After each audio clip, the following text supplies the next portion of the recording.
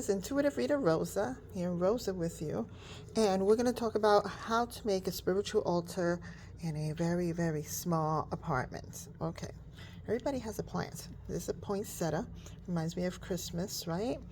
All the good times and everything. So get yourself a plant that you like. And this plant is not that big. It's still in the original package, still alive. She's still thriving from last year. And what I like to do is I take my quartz crystals and I put them in there. I put my quartz crystals in there. I water the plant, so I have earth energy. I have the quartz crystal energy, and as watering, water energy. Fire, right? Air, she takes in the air, so you got all except for the fire part. The fire part will be a little candle like this. You can put it later on.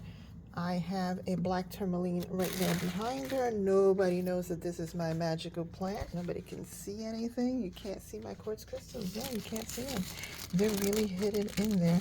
And they're specifically for the purpose of my spirit guides and my deceased loved ones. And then on my time, I could put my little candle. You could also put a little tea light scented candle. No one is going to know that this is your spiritual altar place. No one is going to know. How are they going to know? How are they going to know? How are they going to know? They're not. So this is Rosa. If you're not subscribed to the channel, please subscribe and like this video so it sends it out to others, and you can share it out to your witchy friends that don't have a lot of space or a lot of time.